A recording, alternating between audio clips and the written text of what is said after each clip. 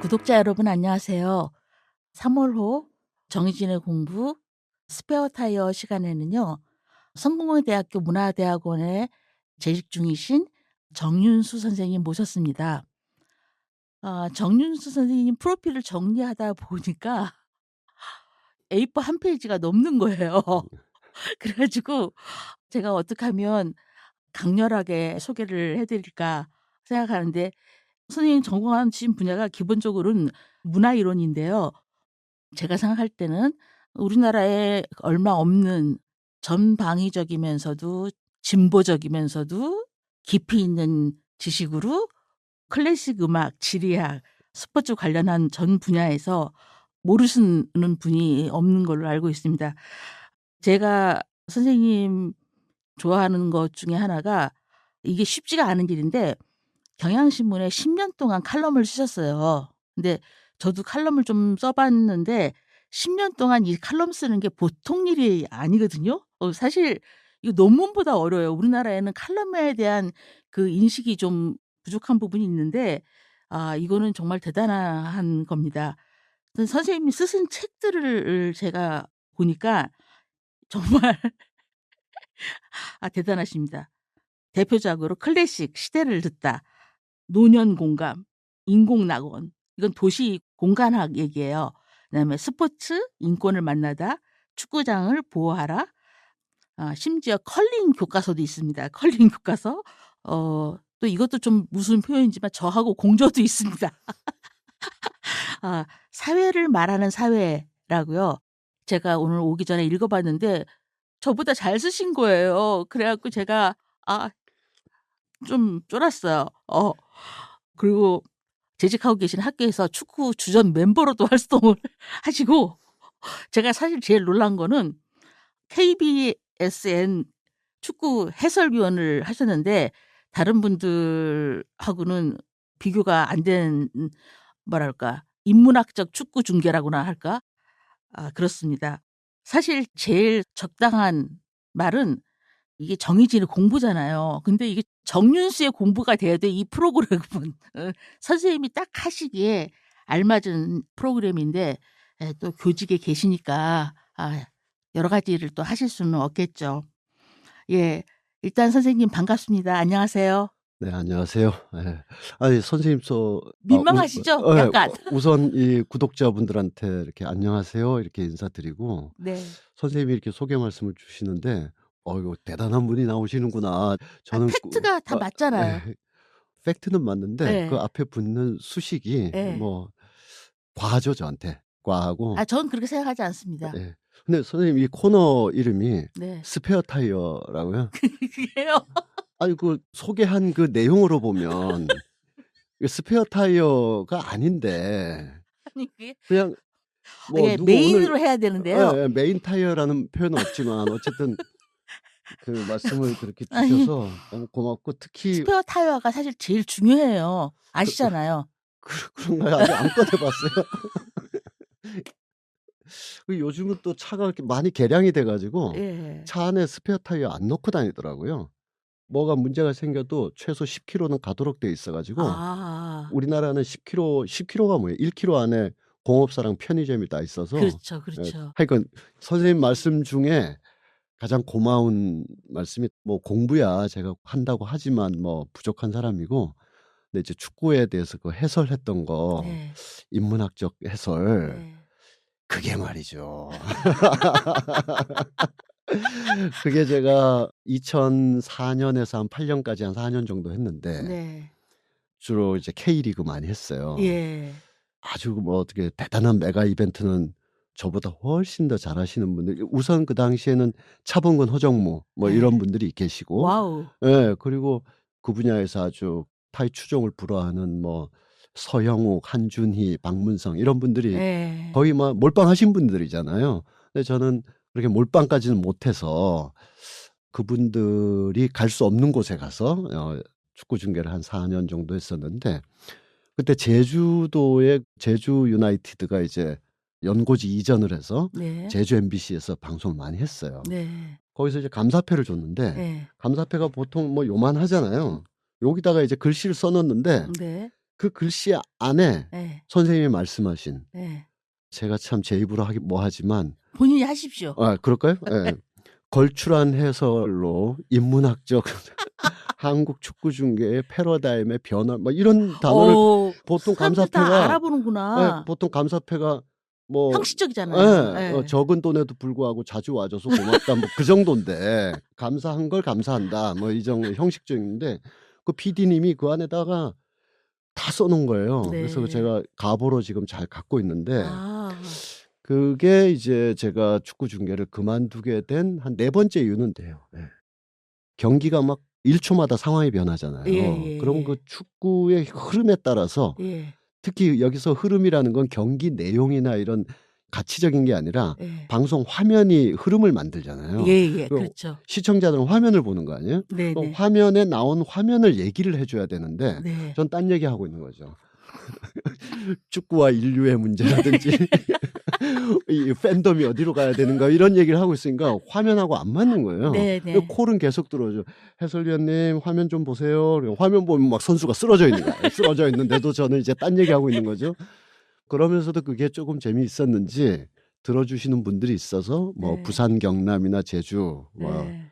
또 이제 월드컵 시즌 있으면 이제 한국이나 아주 메인 이벤트 있잖아요. 뭐 예. 이탈리아랑 누가 붙는다 이런 경기가 아닌 경기들 예. 한 4, 5년 했는데 제 인생에서 가장 즐거운 시간이었어요. 네. 선생님 그거 되게 중요한 포인트라고 저는 생각을 하는데요. 네.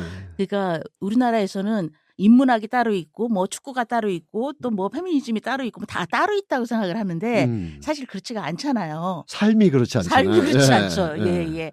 그리고 보통 축구 중계나 해설을 할 때 제가 이제 제일 짜증이 나는 거는 화면 그대로 그림 그대로를 얘기하잖아요. 본 걸 말로 옮기죠. 예. 이미 보고 있는데 왼발로 찼죠. 뭐 이런 왼발로 거. 찼습니다. 뭐 오프사이드입니다. 들어갔다 말았습니다. 뭐 골대 맞았습니다. 그거 나도 알아. 그런데 해설위원은 거기에 어떤 해설과 해석을 해줘야 되잖아요. 짧고 간명하게 빨리 하고 또 나가야 되는데 예. 저는 또 한참 길게 하다가 PD님한테 많이 혼났는데 옛날에는 50년대 60년대에는 예. 집집마다 저 라디오가 있을까 말까 정도였었잖아요. 예. 그리고 우리나라 중계진도 외국에 못 나가고 외국의 화면이나 라디오 보고 이제 하는 경우도 있었어요. 그때 저도 유홍준 선생님한테 들은 얘기인데 네. 정 선생 50년대 축구 중계 진짜 재밌었다고. 그림이 없으니까. 네, 그림이 없으니까. 그래서 요즘 우리 선수들로 얘기하면 손흥민, 이강인, 황인범 그러면서 뒤로 자꾸 간다는 거예요. 이게 네. 보니까 뚫리는 순서대로 얘기하고 있는 거예요. 왜냐하면 상대팀에 대한 분석이나 정보가 별로 없으니까 예. 우리 선수들이 뚫리는 순서대로 지금 중계를 하고 있는 거예요. 그런 시절을 겪어서 7, 80년대 가면 이제 집집마다 집집도 아니죠. 제가 1976년에 서울에 올라왔는데 텔레비가 없어서 전파사에서 서 있던 아이였거든요. 그러니까 동네 텔레비전이 한두 개쯤 있을 때는 라디오 중계가 굉장히 중요했었어요. 네, 그렇죠. 그때 이제 전설의 조춘재, 서기원 이런 분들이 이제 축구 중계를 하는 거 보면 그때 정혜원, 변병주 이런 선수들이 굉장히 빨랐어요. 그 빠른 발동작을 설명하는 거예요. 왼발로 잡았다, 왼발로 2번 찼다, 오른발로 다시 잡고 그걸 설명해줘야 라디오로 지금 변병주 선수가 뛰는 게 보이는 거예요. 그런 관성이랄까? 이런 것이 있다 보니까 그런데 요즘은 이제 아까 말씀드렸던 뭐 서영욱, 한준희, 박문성 이런 분들이 그 패러다임을 많이 넘어서려고 하고 있죠. 아니 그게 사실은 청각하고 시각이 동시에 되면 사실 해설이 달라져야 되는 거죠. 그런 게 있죠. 예, 이미 보고 있으니까. 요번에 이제 좀 좋았던 것 중에 하나는 옛날에 이제 이른바 공중파에서 KBS, MBC 뭐 이런 데서는 그다음 방송이 딱 정해져 있잖아요. 네, 광고도 네. 정해져 있고. 그래서 휘슬이 불리면 선수들이 쓰러지고 기뻐하고 막 뛰어오고 하는데 이상 시간관계상 맞아, 그랬어요. 중계 방송을 끊어버리잖아요. 그리고 갑자기 라면 광고 나오고 예. 뭐 냉장고 광고 나오면 그 현장은 어땠을까? 이런 생각이 막 드는데 바로 다음 드라마도 해야 되니까.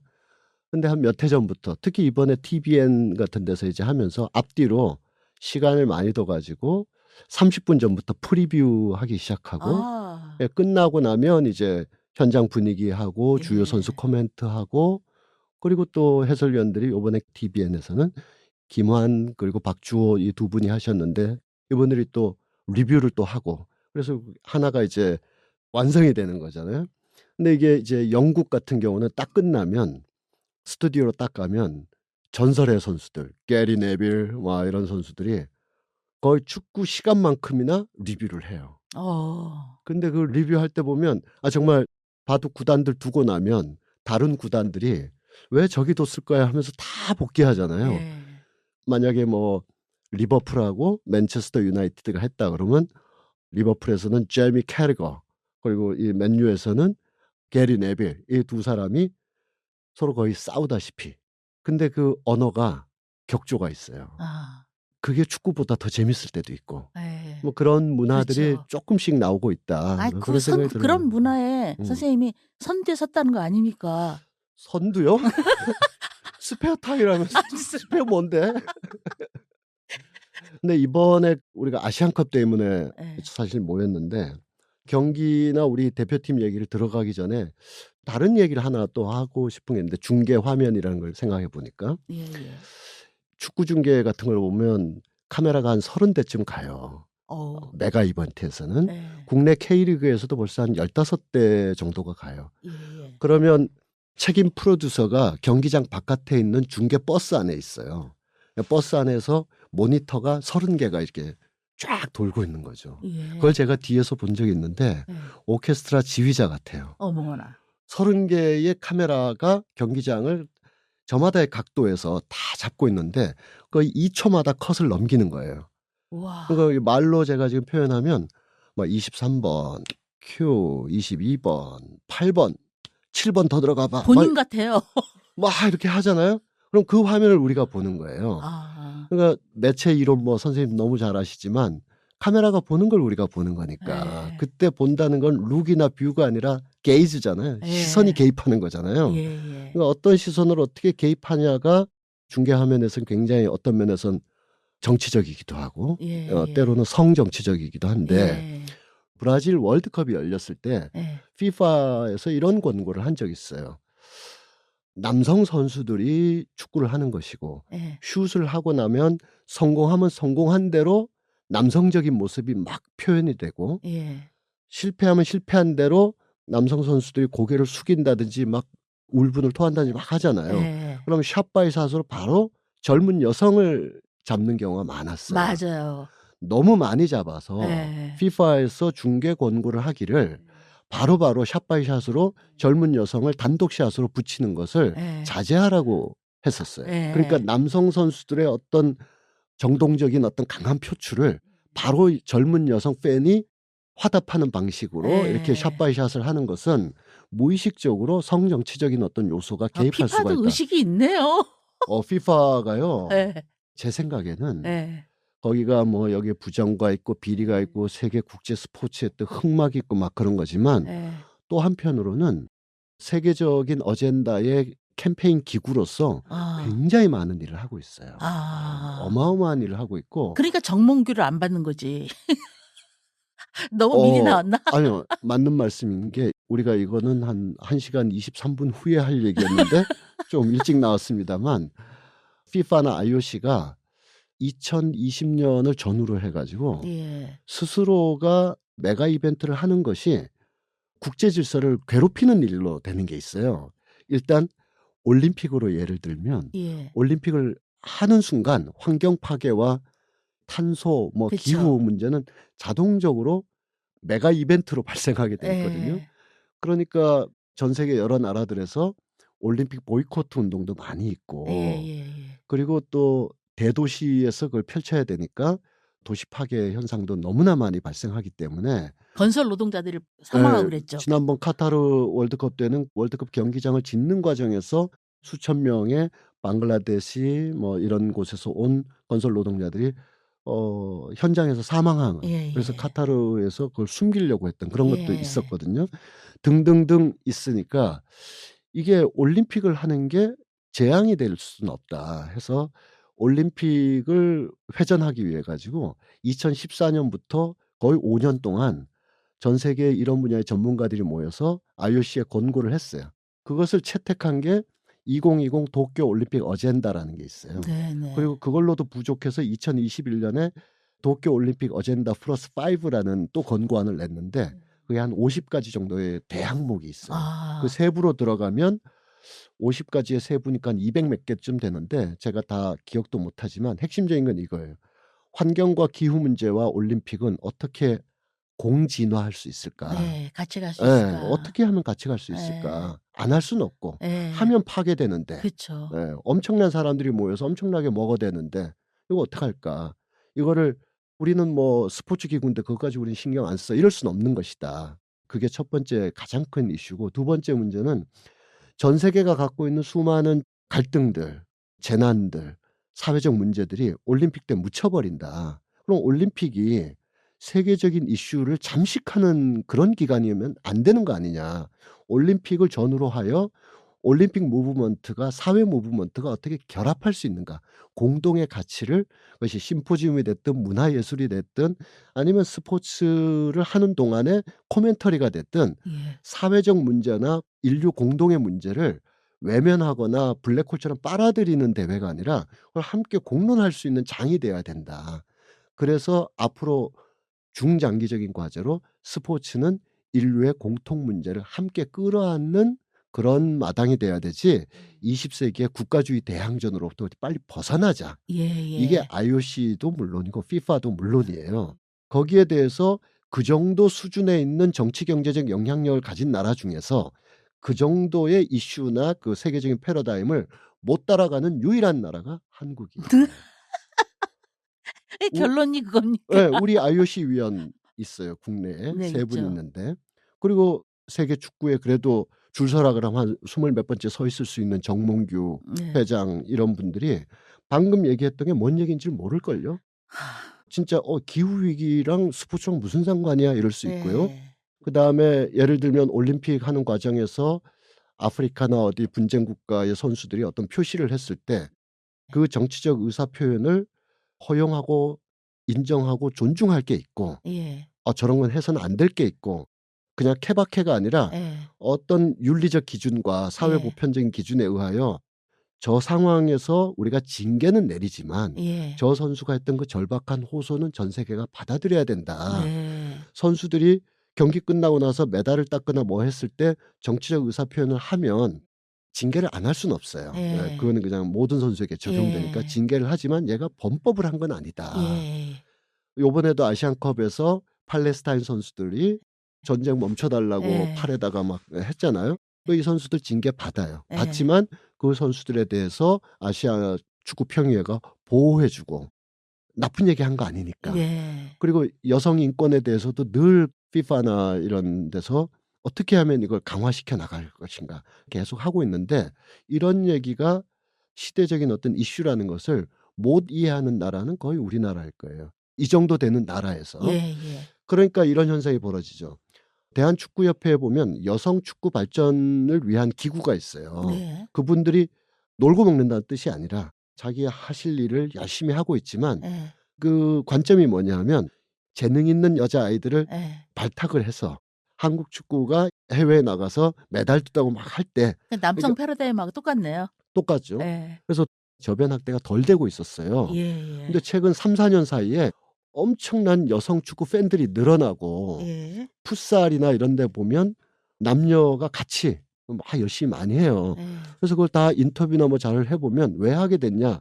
대한축구협회의 여성 축구 발전 프로젝트에 의해서 된 게 아니라 예. 골대녀 때문에 하는 거예요. SBS 그 축구 프로그램 예. 너무 재미있거든요. 예예예. 여성의 몸에 대한 새로운 자각, 스포츠와 여성의 어떤 자연스러운 만남, 누구 잘하고 못하고가 아니라 몸으로 자기를 표현하는 것에서의 어떤 자연스러움 이런 것을 정작 축구 전문가들의 오래된 정책 프로젝트가 아니라 텔레비전의 그 프로그램을 통해서 저거 재미있는 거구나. 네. 여성의 치어리더가 아니구나. 예. 나도 해 봐야지 하고 전국적으로 늘 뿐만 아니라 이거는 그냥 감각적으로 늘었다 이런 게 아니라 용품 조사한 보고서가 있었어요.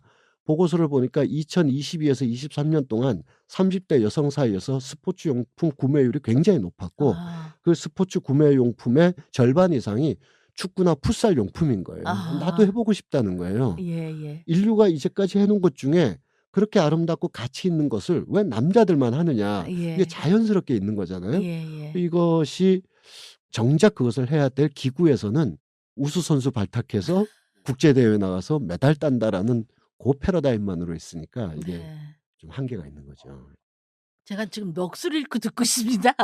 근데 한국이 이 경제력이나 여러 가지 무역 규모나 이런 거에 비해서 너무나 이런 소프트웨어라 그러니까 지식 생산이나 네. 스포츠도 일종의 그런 소프트웨어니까 정치도 마찬가지고 네. 예, 그런 부분이 너무나 사실은 뒤떨어져 있죠. 있죠. 예. 예. 그 가장 극명한 게 우리가 오로지 축구로만으로도 전 충분히 증명이 가능하다고 생각하는데 다시 정몽규 회장을 얘기를 해보면 제가 여기서 그 개인의 인격이나 그 사람이 성실하다 불성실하다 이런 거 우리가 알 수도 없고 그런 얘기는 우리가 논외잖아요. 아주 나쁜 일을 성실하게 할 수 있는 사람일 수도 있고 아주 좋은 일을 불성실하게 못하기도 하고 그게 인간이니까 그거 빼고 축구협회장이라는 법인격을 가지고 이제 말씀을 드리면 이분이 한 최근 십몇 년 동안 국제 스포츠 무대에서 뭐가 되셨을 때는 네. 대개 무투표 당선이나 네. 정족수가 후보 자리가 3명인데 지원한 사람이 3명이라서 당선되는 경우가 많았었어요. 그러니까 원서내면 들어가는 네. 심하게 얘기하면 예. 지원이나 경쟁이 심한 곳에서는 번번이 떨어졌어요. 네. 가장 중요한 거는 우리가 원래 세계 여자 축구 대회를 개최하려고 했었어요. 예. 그런 거 동시에 얼마 전에 벌어졌던 아시안컵 대회도 유치하려고 했다가 철회를 했어요. 네. 세계 여자 축구 대회도 못하게 됐어요. 예. 그래서 둘 다 못하게 됐죠. 그리고 이 티켓은 어디로 갔냐면 중국이 하기로 했어요. 예. 근데 중국이 코로나 이후로 여러 사회 상황이 안 좋아가지고 개최권을 포기를 했어요. 예. 그래서 다시 아시안컵 대회 할 사람 지원해라 라고 해서 카타르가 지원하고 나서 뒤늦게야 정몽규 회장에 대한 축구협회도 지원을 하게 됐는데 네. 여러 이유가 있지만 그중에서 하나는 그 무렵에 대한축구협회가 약간의 수세에 몰리는 여러 가지 일들이 있고 정몽규 회장으로서 이걸 반전할 수 있는 것 중에 하나가 네. 아시안컵 대회를 우리가 유치했다. 예. 이게 또 이제 반전 코드가 되니까 예. 그렇게 해서 한 달인가 길어야 3개월이 안 되는 그 캠페인 기간 동안 나름 열심히 했지만 아시아 축구 평의회 투표 결과 카타르가 이겨서 지금 개최하게 됐거든요. 투표 내용은 어떻게 되느냐. 19대 0으로 졌어요. 오 마이 갓. 한 표도 못 얻었어요. 그게 지금 좀 우리 부산 엑스포하고 비슷하네. 말씀 잘하셨어요. 예. 부산 엑스포도 마찬가지잖아요. 예. 뭐 비등할 줄 알았는데 제가 그 무슨 일로 부산 언저리에 간 적이 있었는데 부산에 비읍도 시작 안 됐는데 엑스포로 시작해가지고 예. 부산의 산자가 끝나는 대로 나오는데 엑스포라는 말밖에 없더라고요. 온통 부산 엑스포로 이제 돼 있는데 그래서 뭐 한 100몇몇 국가가 하면 한 6대4 나 7대3 나올 줄 알았더니 9대1로 깨진 거 아니에요. 예. 저는 이 두 대회 유치 과정에서 나온 슬로건하고 이슈들을 정리해서 본 적이 있거든요. 아. 이게 아까 선생님 말씀하신 그거예요. 우리 정도 규모의 국제 정치의 외교력, 예. 경제력, 문화력, K컬처, 군사력. 군사력까지 이 정도 되면 이게 좋은 표현은 아니지만 예. 흔한 말대로 예. 선진국 진입했다 뭐 세계 10위권에 뭐다 정도 되면 예.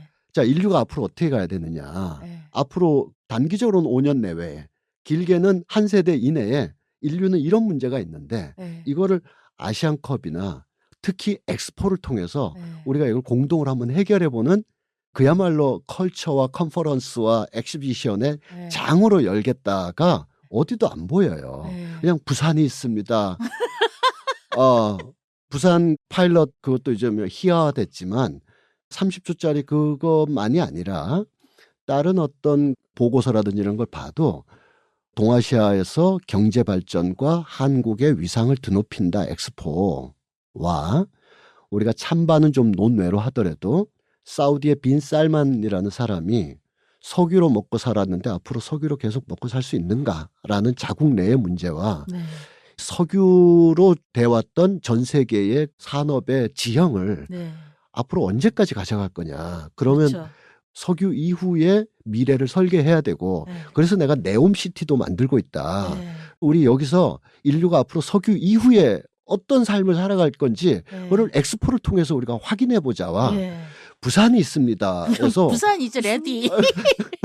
부산 is ready. 선생님 어디다 표를 주겠어요. 카타르 때도 그랬어요. 우리가 물론 우리의 나름대로의 자존심이고 이제 자부심일 수도 있지만 전 세계에서 좀 깜짝 놀라는 것 중에 하나가 중국 알기를 우습게 하는 세계적인 유일한 나라가 한국이잖아요. 전 세계가 다 중국을 두려워하는데 미국도 중국을 두려워하는데 우린 뭐 마음으로는 중국 알기를 우습게 하잖아요. 개념 없어요. 두 번째로 우습게 하는 게 중동을 우습게 알잖아요. 우리가. 맞아요. 너무 모르고. 너무 모르고. 예. 예. 이희수 선생님이라고. 잘 알죠. 예, 이슬람 하면 예, 이희수잖아. 이수죠. 그렇죠. 예. 뭐 축구하면 정윤수. 정윤수. 맞습니다. 축구하면 차범근이듯이 이슬람 하면 이희수 선생님인데 이희수 선생님이 저한테 하신 말씀이 있어요. 가봤냐고. 그래서 제가 뭐 경유는 해봤어도 못 가봤다. 그래서 이런 한국의 지식인들 이렇게 데리고 또는 모시고 함께 이란 테헤란에 가서 몇 시간만 걸으면 이제까지 가졌던 중동에 대한 편견 또는 약간의 두려움, 낯선 세계에 대한 예. 어떤 그 이상한 마음들이 한순간에 씻어져 내리면서 완전히 달라진다. 중동을 모른 채 중동을 우습게 하는 세계 유일의 나라가 한국이다. 중동의 여러 나라들, 뭐 리딩 그룹 있잖아요. 사우디, 이란, 네, 그렇죠. 그런 나라들에 대해서 프랑스나 잉글랜드가 가지고 있는 마음의 복합성인가 두께들이 네. 어떤 건지 아냐. 한편으론 두렵지만 한편으론 경이로운 중동의 그 오랜 역사와 문화를 거의 모르고 있는 우리나라로서는 먼 일만 터지면 오일머니 때문에 졌다라는 거예요. 사우디의 빈살만도 그렇고 카타르 국왕도 그렇고 석유 이후에 어떤 삶을 살아갈 것인가를 예. 굉장히 모색하는 나라예요. 예. 그래서 아까 말씀 주셔서 저도 그게 뼈아프고 예. 카타르 월드컵 이전에 몇몇 선수들은 카타르 월드컵 경기장을 짓다가 죽어간 수많은 노동자들을 추모하면서 나는 이 대회를 본다 이런 캠페인들 많이 했거든요. 네. 분명히 그 점도 우리가 잊지 말아야 예. 되고 예. 또 여성 인권의 관점이나 여러 관점에서 중동이 예. 쉽게 말할 수 없는 여러 가지가 예, 있다는 그쵸. 걸 전제를 하고 말씀을 드리면 예. 카타르의 국왕이나 카타르 월드컵 조직위원회, 이번엔 아시안컵 조직위원회겠죠. 여기서도 이 축구 메가 이벤트를 한 이후에 이것이 어떤 사회적 영향을 미칠 것인가를 놓고 적어도 카타르에서는 예를 들면 이런 거예요. 지난번 월드컵을 카타르에서 했는데 그중에 어느 경기장은 900 몇 개의 컨테이너로 만들어서 경기 끝나고 나서 다 해체했어요. 컨테이너 그대로 이동해서 필요한 사람들 주든가 제가 알기로는 남미의 어느 곳으로 다 이동해서 거기에 큰 곳의 경기장으로 너네 써라. 우리 평창하고 너무 대비되네요. 대비되는 정도가 아니에요, 선생님. 평창 때 돈 때려 부어가지고 예. 강릉에 국제 스케이트장을 지었는데 예. 지금까지 국제 대회를 거의 못 치르고 있어가지고 예. 강릉의 빙상장이라든지 이런 시설이 매번 텅텅 비어 있는데 예.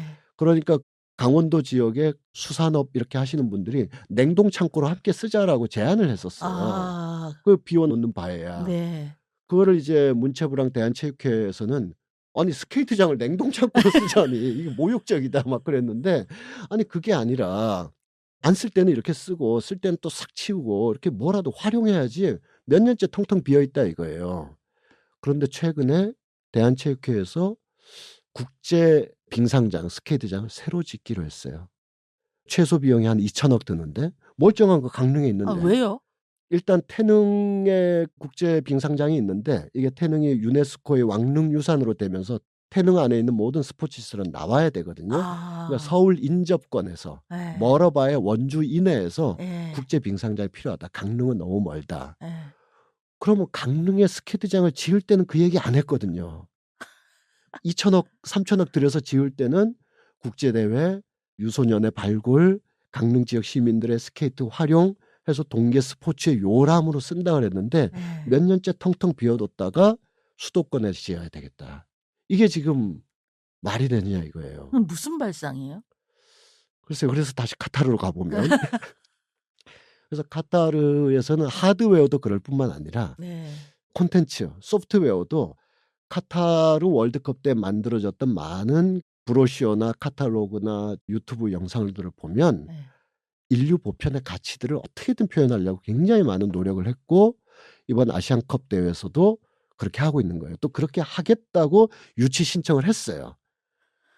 축구를 통해서 더 나은 인류 사회를 어떻게 만들 것인가. 그래서 우리는 한다. 와.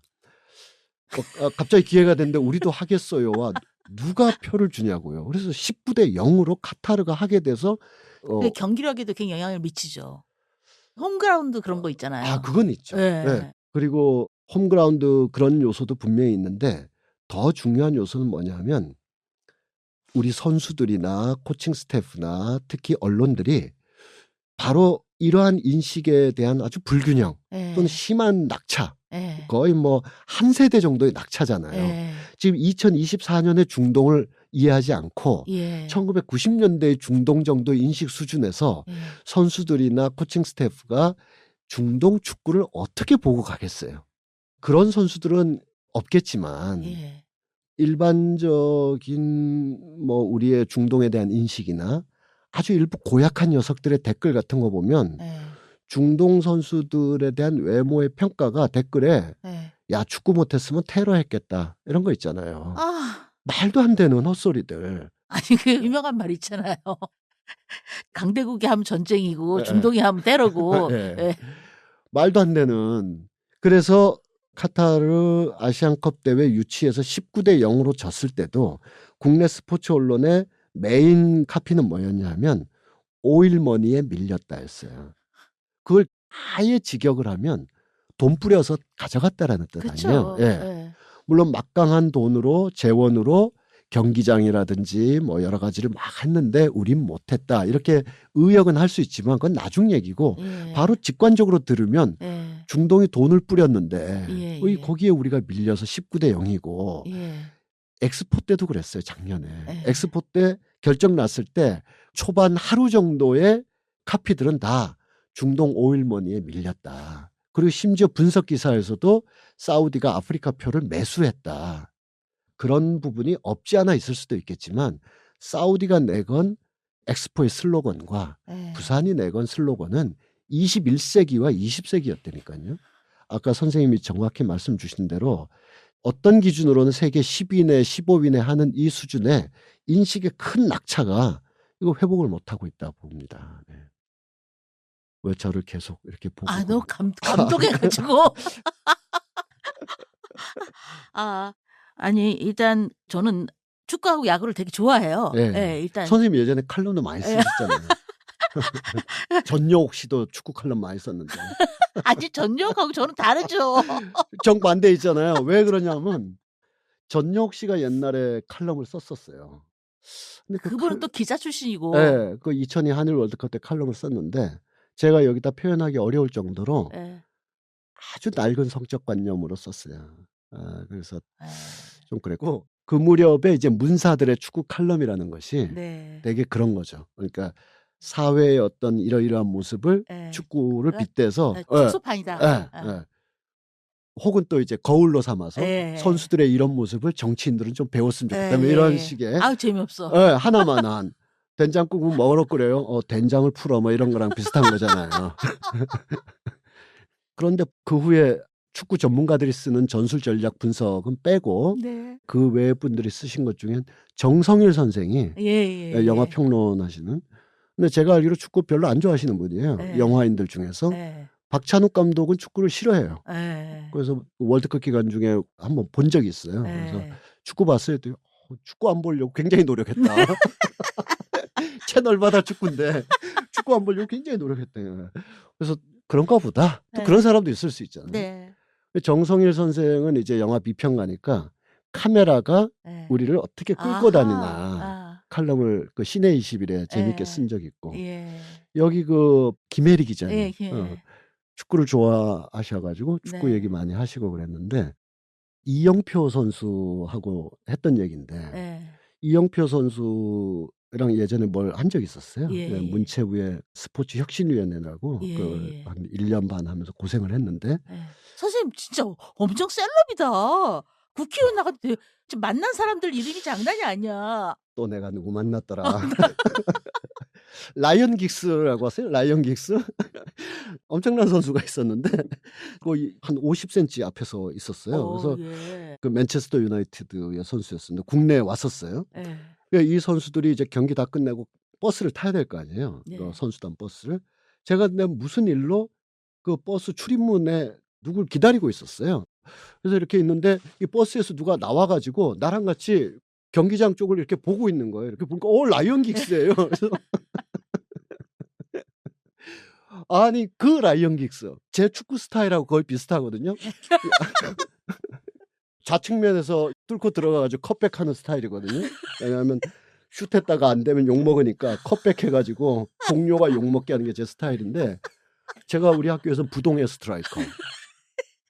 옛날에는 종횡무진한다는 의미였는데 네, 지금은 뭐 관절염도 있고 나이 때문에. 그래서 잘 안 움직이는 부동의 스트라이커가 돼 있는데 우리끼리는 굉장히 열심히 해요. 열심히 하는데 관중석에 유명하잖아요. 있었던 학생이나 교직원들 이렇게 보면 전혀 안 움직여. 아무도 안 움직여.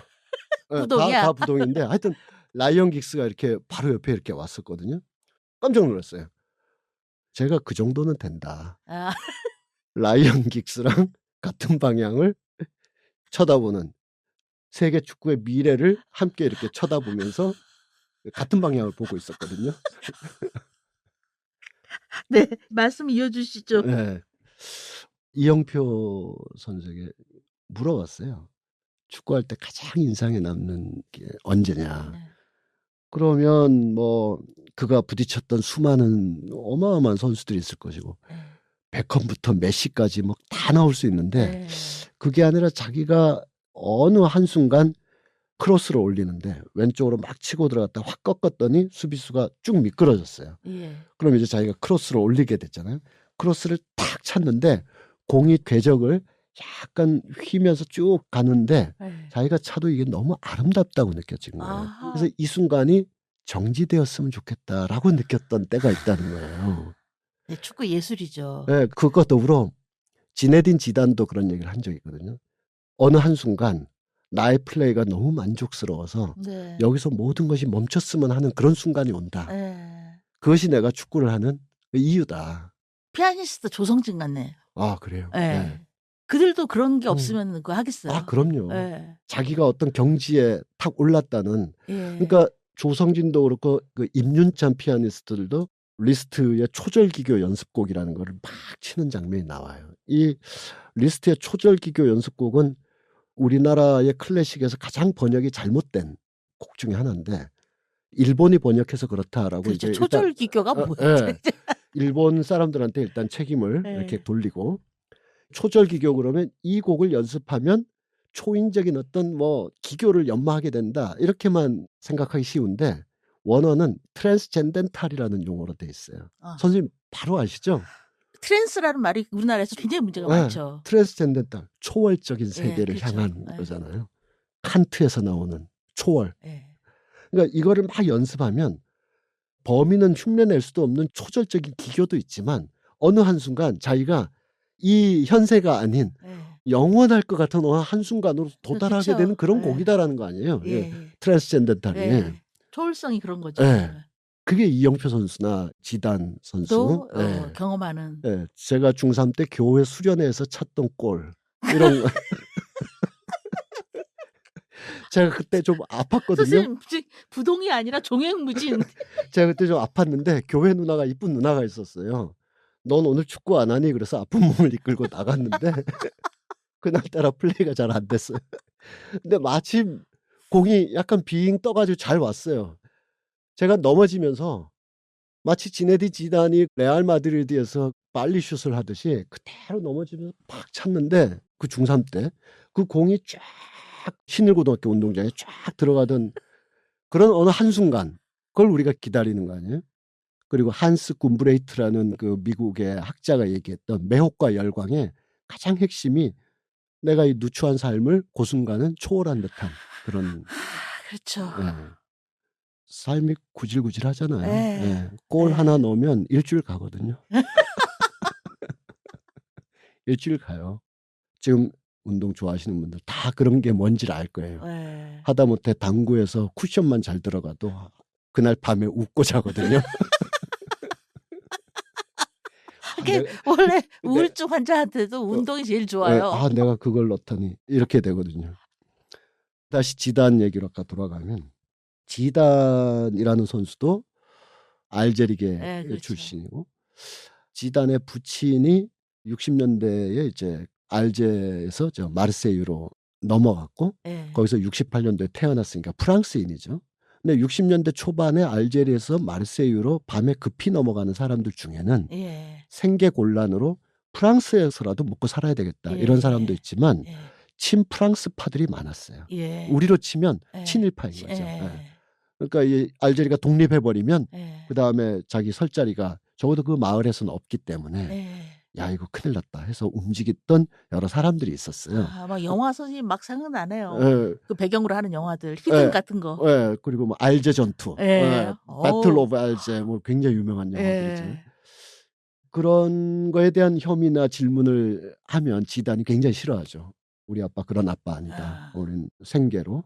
그래서 마르세유 빈민가에서 축구를 못했으면 나는 지금 부두 선창가에서 생선을 나르고 있을 것이다. 예. 뭐 등등 넘어가면서 극우파 장 마리엔 르펜과 르펜. 막 맞서 싸우면서 프랑스의 똘레랑스의 가치를 수호했잖아요. 그래서 제가 르펜을 좀 알아봤더니 프랑스의 극우파는 우리나라 민주당 정도 되더라고요. 나는 그래서 우리 언론에 항상 프랑스 극우파라고 네, 그러길래 맞아요. 저기 뭐 광화문 뭐 이런 사람들 있잖아요. 뭐 교회 뭐 있잖아요. 난 엉터리 같은 사람들인 줄 알았더니 그러니까 뭐 의료나 교육이나 이런 건 뭐 예. 무상인 것에는 뭐 기본적으로 동의돼 네. 있는 나라들이니까. 근데 이제 이민자 문제, 네. 이 문제 가지고 이제 예. 극우파가 된 건데 그 지단이 레알 마드리드하고 리그전을 하는데 89분께에 퇴장당하는 유명한 경기가 있어요. 저는 그 사람이 다큐멘터리 감독한테 선물을 주려고 그랬는지 몰라도 89분께에 막 이게 페널티킥 아니냐 막 해서 상대방 멱살 잡고 눈을 파겠다는 신용하다가 이제 퇴장을 당했는데 그게 왜 중요한 지점이냐면 그날 다리우스 콘지라는 굉장히 유명한 촬영 감독하고 스코틀랜드 음악 밴드가 있어요. 모과이라고. 들으면 이상한 음악하는 친구들이 있어요. 모과이라고. 그 사람들이 스텝이고 감독은 다글라스 고던이라는 영국 YBA 있지 않습니까? 뭐 데미안 허스트 막 이런 친구들 중에 영상 연출하는 다글라스 고던이 지단만 25개의 카메라로 다큐멘터리를 찍는 날이었어요. 그래서 풀샷도 찍고 마스트샷 얼굴만 쫓아다니는 이 예. 25개의 카메라로 지단의 90분 동안의 모습을 쫙 찍는데 지단만 찍는 거예요. 그러니까 그 옆으로 베컴도 지나가고 호나우두도 지나가고 카를로스도 막 지나가는데 걔네들이 신경 안 써. 그냥 지나가는 거예요. 그래서 89분 동안 막 전개되는 동안 전반전 때 너무 그 다큐멘터리가 지루해요.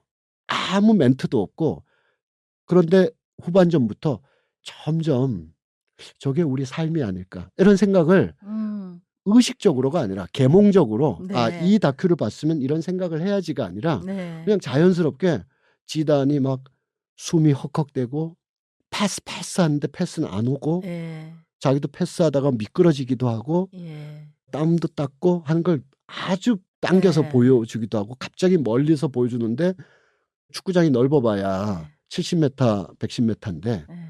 자기가 옵사이드라서 고독하게 그 평원에 혼자 가만히 서 있기도 하고 이런 걸 막 보여주는 거예요. 굉장히 아름다운 다큐멘터리고 멘트 하나 없이. 그리고 이 사람이 89분 때 퇴장당하는 89분 때 퇴장을 당해요. 퇴장을 당하면 남은 사람들이 계속 경기하고 있는데 영화 끝나요. 이건 지단을 위한 거니까. 그것을 보면 정성일 영화평론가가 네. 카메라가 선수를 잡는다는 것에 대한 아하. 미학적인 시선, 게이즈. 예. 그 이야기가 뭔지를 잘 아실 수 아. 있으니까 이 공부의 구독자분들도 예. 한번 보시면 저부터 봐야 되겠네요. 전반전만 버티면 예. 정말 저게 우리 삶이에요. 그러고 보니까 그런 생각도 나는데 우리나라 언론이 어떤 유명한 명구가 있으면 그 앞뒤를 다 잘라내고 네. 잘라낼 것도 없이 그 앞뒤에 뭐가 있는지 안 살펴보는 예. 유명한 나라잖아요. 예. 예를 들어 뭐 막스가 종교 나편이다 그러면 예. 저 사람 종교 무시했다 막 그러는데 그 말에 이르기 위해서 그 종교가 어떤 가치가 있는지를 막 쓰잖아요. 네. 이 참혹한 현실에서 종교는 정신적 위안이며 예. 그리고 이 중세 억압의 사슬 속에서 기도라도 안 하면 어떻게 살았을 것이며 막 쓰지만 이것이 자기 해방과 계급 해방에 이르지는 못하니까 그저 이 고통을 견디게 해주는 아편에 지나지 않는다라고 아주 종교를 존중하면서도 그 한계를 절박하게 쓴 건데 우린 그 말 딱 가져와 가지고 아니 안 읽어서 그런 거지. 그러니까 안 읽고 그중에 하나가 뭐냐면 알베르 까미라는 소설가가 있는데 우리나라 일제시대 때도 군산이나 목포에 가난해서 이거라도 일거리 찾아서 온 일본 노동자도 있을 거 아니에요. 예, 그렇죠. 그거 구술생에서 많이 체록하거든요. 예. 그런 기록들 많은데. 네. 그러니까 일본 놈은 나쁘지만 그때 뭐 먹고 살려고 목포에 와서 군산에 와서 허드렛 일 하던 일본인들도 있을 거 아니에요. 그게 바로 프랑스에서 먹고 살 게 없어서 알제리에 갔던 알베르 까미의 가족들이거든요. 거꾸로 지네딘 지단의 가족들도 먹고 살려고 마르세유에 가서 부두에서 생선 내장 가르는 거 30년씩 하고 그랬단 말이죠. 데칼코마니예요. 예. 이 알베르 까미가 이제 공부 잘해가지고 알제 대학에 갔는데 축구를 하고 싶었어요. 네. 알제 대학의 주전 골키퍼였고 예. 자기가 글을 쓰지 않았더라면 그리고 세상의 환멸을 보다 깊이 느끼지 못했더라면 예. 축구 선수가 됐을 것이다. 예. 라고 또 얘기를 해요. 그러면서 뭐라고 철학자네. 그러면서 뭐라고 했냐면 내가 인생에서 알아야 될 모든 가르침은 축구를 통해서 배웠다. 굉장히 멋진 말이잖아요. 예. 그러니까 이걸 우리나라 언론이나 칼럼 쓴다는 사람들이 예. 인용을 많이 했어요. 예. 우리가 인생에서 알아야 될 많은 교훈들, 윤리적 태도들, 가르침들은 축구장에서 우리가 배운다. 하라면 하라. 위계질서, 선후배 깎듯이. 이거 축구장에서 다 배운다. 그냥. 인성교육. 예. 뭐 이런 거로 막 가는 거죠. 그러다가 이강인까지 가는 거 아니에요? 대바라진 녀석. 인성이라도 있어야지. 그리고 갑자기 홍준표 시장이 옛날에 경남도지사였을 때 예. 경남FC 제가 중계 많이 했거든요. 예. 경남FC 런칭할 때 예. 얼마나 어렵게 런칭했냐면 2006년 시도민 구단으로 출범을 했어요. 예. 연고지가 어디냐면 마산 창원이었거든요. 네. 제가 해설을 하러 갔어요. 예. 근데 이 경남FC가 이제 막 출범했기 때문에 뛰어난 셀럽 선수들도 없고 그러니까 시민들도 누가 올까? 구경 갈까 말까 막 그러던 짜였어요. 그러니까 홍보팀에서 플래카드를 내걸어야 되잖아요. 어떻게 마케팅을 했냐 하면 그때 FC 서울하고 경기를 하는데 FC 서울에는 누가 있었냐면 박주영이라는 선수가 있었어요. 예. 진짜 잘해요. 예. 그때 그 선수가 혜성처럼 떴거든요. 예. 그러니까 경남FC에서 마케팅을 해야 되니까 플래카드에 뭐라고 내걸었냐면 박주영이 온다? 박주영 너만 기다렸다 이렇게 써놨어요. 그렇게라도 우리 경남FC를 응원하지만 제가 박주영이네 해야 될 거 아니에요. 그 경남FC가 나중에 2부 리그로 떨어지기도 하고 막 그랬을 거예요. 예. 그런 와중에 그 홍준표라는 그 당시 도지사가 이런 팀이라면 예. 이거 없애버려야 된다 그랬었어요. 그런 아주 후한무치한 양반이에요. 그러더니 이번에 이강인 선수한테 예. 이거 호로자식이다. 예. 이런 표현까지 쓰잖아요. 말이 안 되는 사람이에요. 이른바 이강인 사태 자체도 이게 말이 안 되는 거지만 그렇죠. 축구를 정말 후원하고 사랑하고 막 지원하고 돈이 부족해도 막 하고 이랬던 구단주라면 모를까. 자기가 경남도지사로서 경남FC 구단주였을 때 이렇게 할 거라면 팀 없애겠다고 해가지고 팀 없앤다는 건요. 그냥 뭐 추억과 가치가 없어진다 이게 아니라 적어도 100명 곱하기 4인 가족해서 500명가량이 갑자기 먹고 살 그쵸. 길이가 없어지는 거예요. 실업되는 예. 거죠. 그런 후한무치한 분? 몸? 뭐가 좋을까요? 분? 하여간 다시 알베르 까미로 가면 우리나라에서는 내가 정말 알아야 될 인생의 교훈을 나는 축구장에서 다 배웠다 그러면 이게 우리나라로 이렇게 건너오면 네. 회수를 딱 건너는 순간 귤이 탱자가 돼가지고 우리나라의 축구 프레임으로 들어가는데 그 원문을 읽어보면 그렇지가 않아요. 그렇죠. 그게 원문에, 맥락이죠. 원문에는 뭐라고 돼 있냐면 너무 아름다워요. 공이 내가 원할 때마다 오지 않는다는 것을, 패스가 내 뜻대로 되지 않는다는 것을. 이게 우리 인생이잖아요. 어쩔 수 없음을. 네. 삶의 부조리함까지도 갈 수 있는. 네. 패스트라는 소설에서 의사가 부조리하지만 어쨌든 고치고 놔두고 도망칠 수는 없는. 아 근데 아라비는 왜 죽여? 전 고등학교 때 이방한 읽고 그때부터 네. 아웃이야 걔는. 네. 그래서 하여튼 우리 축구 담론이랄까 이런 게 네. 너무 좀 허약해서 네. 이번 아시안컵 대회로 이렇게 빨리 가보면 네.